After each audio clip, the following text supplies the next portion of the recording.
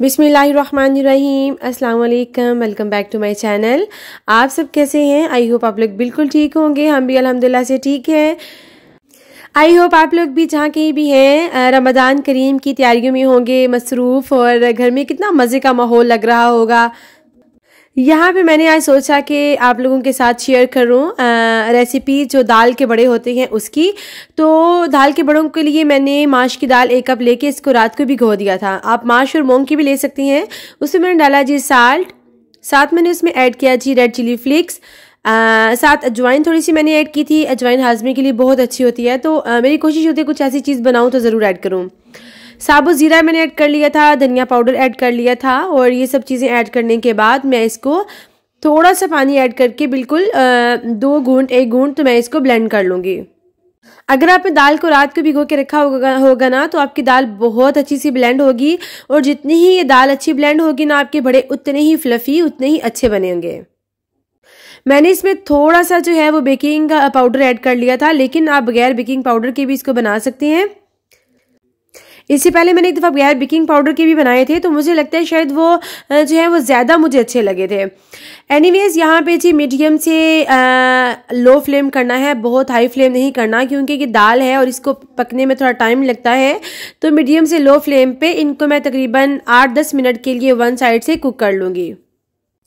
आप इस तरह से दही बड़े बना के आप इनको फ्रीज कर सकती हैं, और रमज़ान करीम में जब भी आपने यूज़ करने हो, आपने क्या करना है कि ऐसे दही बड़े बनाए, उसके बाद इनको ठंडा किया और इनको पानी में सोक नहीं करना, ऐसे ही इनके जिपलॉक बैग में डाल के फ्रीज कर देना है। उसके बाद जब भी हम इनको यूज़ करेंगे, हम इनको निकाल के गर्म पानी में, नीम गर्म पानी में भिगो देंगे, और बस हमारे दही बड़े जो हैं वो रेडी हो जाएंगे। तो मैंने सोचा आज बना रही हूँ काफ़ी टाइम के बाद, तो थोड़े से बच्चों के लिए दिन के लिए लंच के लिए भी मैं रेडी कर लूँ। साथ साथ मैंने जो है इसके बाद जाना था जी पेरिस।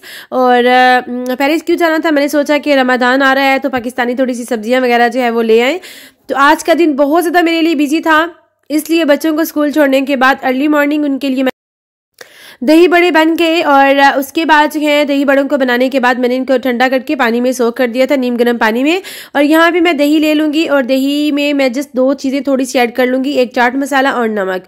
बिल्कुल भी मैं स्पाइसी नहीं बना रही, क्योंकि बच्चे मेरे बिल्कुल भी स्पाइसी नहीं खाते, तो इसलिए मैं इसमें ग्रीन चिली भी डालनी छोड़ दी है, क्योंकि समटाइम रमीज़ और हुरैन नहीं खाते, फिर मुझे बहुत दुख होता है ना। तो अभी फिर मैं कोशिश करती हूँ कि सादा सा बना लूँ, उसके बाद जब मैंने खुद खाना हो तो मैं सब्ज़ मिर्च थोड़ी सी ऐड कर लेती हूँ।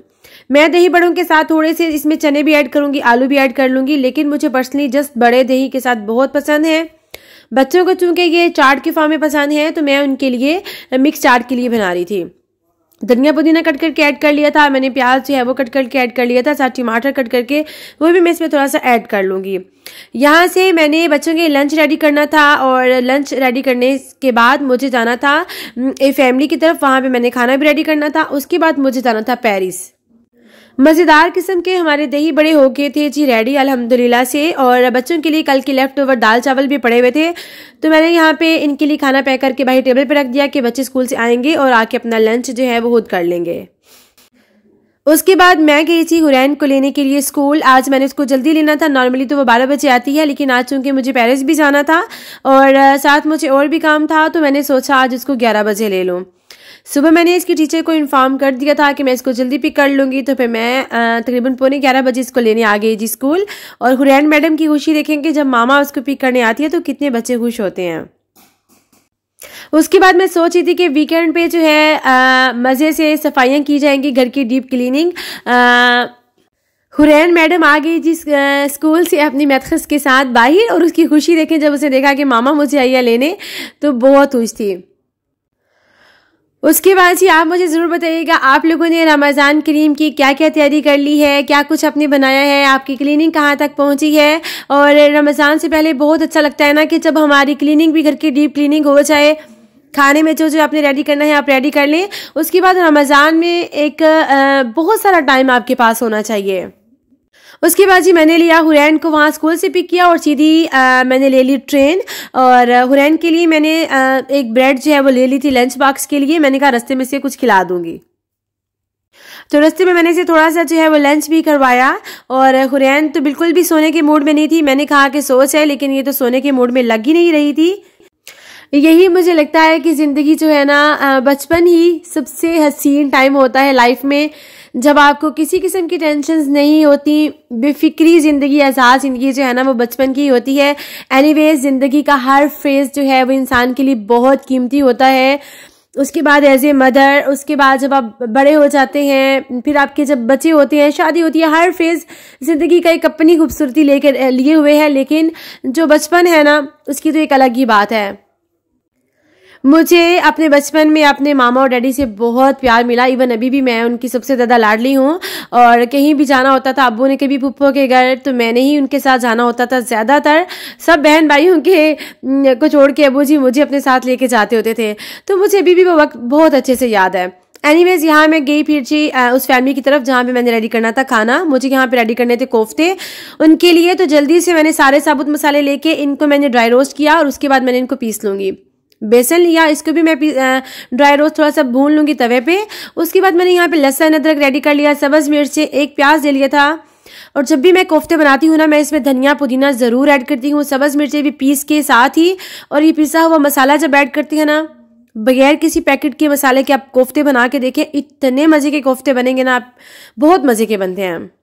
एनीवे सारा बैटर हो चुका था जी रेडी कीमे का। और कीमा जो था वो बिल्कुल बारीक पिसा हुआ था। तो मैंने थोड़े से कीमे को ही ब्लेंड किया था और उसके अंदर मैं एक एग भी ज़रूर यूज़ करती हूँ। एग डालते हैं तो फिर क्या होता है कि हमें जो है बहुत फाइन पेस्ट इसका जब बन जाता है ना, फिर इसके कोफ्ते अच्छे बनते हैं।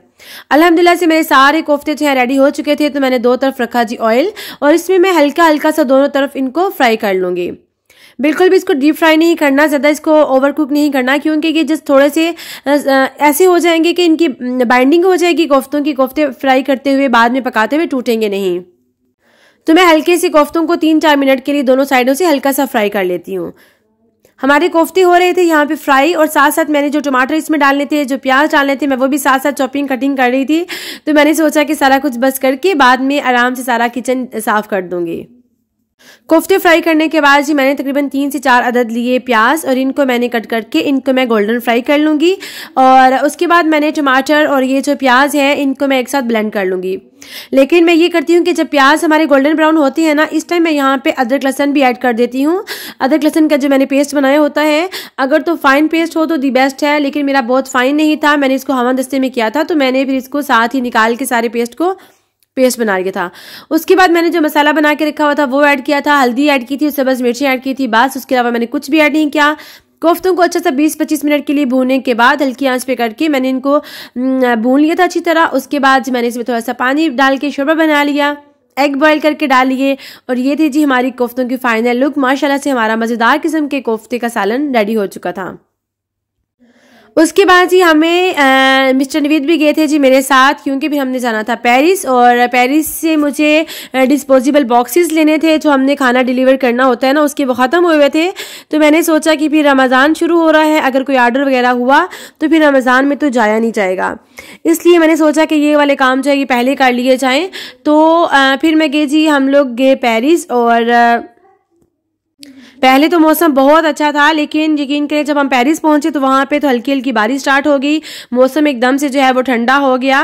और वहाँ से फिर जो इंडियन शॉप्स हैं वहाँ पे मैंने देखी कि फ्रेश वेजिस मुझे कहाँ से मिले।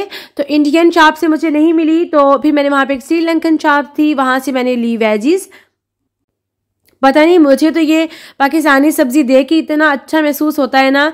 करेले मैंने देखे तो मुझे बहुत खुशी हुई कि इतने लॉन्ग टाइम के बाद मैं देख रही थी जी करेले। और फिर मैंने वहाँ से थोड़े से करेले भी लिए, साथ में थोड़ी सी भिंडी भी ली।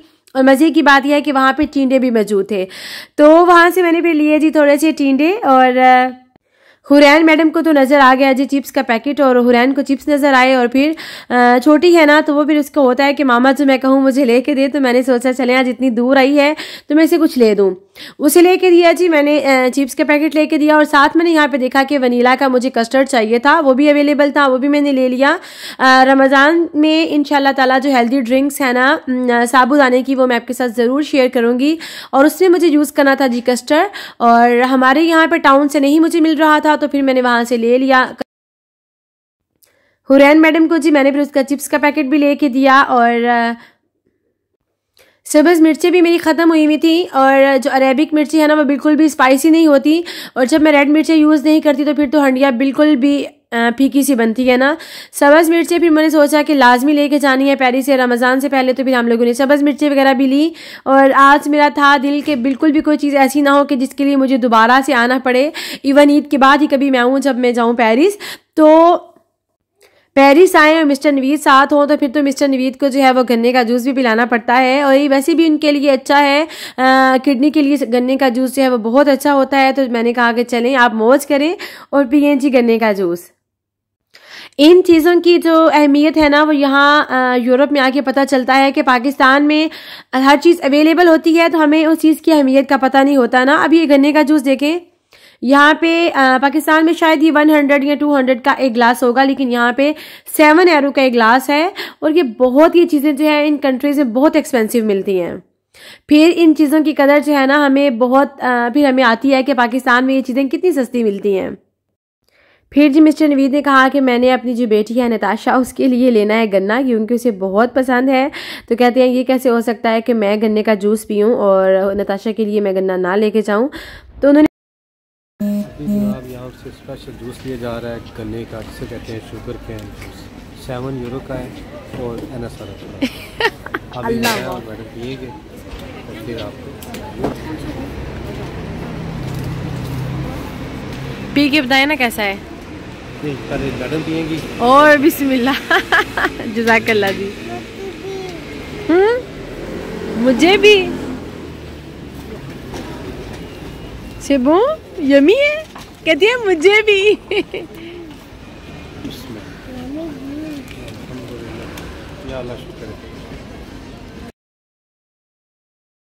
फिर वहाँ से गुजरते गुजरते साथ ही एक बुलांजरी थी, तो वहाँ पे मेरी नज़र पड़ी, मुझे लगा ये क्रीम रोल है ना, तो मैंने तो नवीद से कहा कि बस मुझे तो खाने हैं जी क्रीम रोल। लेकिन वहाँ पे जाके जब देखा तो वो हार्ड डार्क थे। फिर मुझे बहुत दुख हुआ, मैंने कहा इतने सालों के बाद मैंने क्रीम रोल देखा है, तो मेरा बहुत दिल कर रहा था खाने को। एनीवेज इंडियन शॉप से हम लोगों ने नहीं ली थी जी सब्ज़ी, क्योंकि उनकी फ़्रेश नहीं मुझे लगी।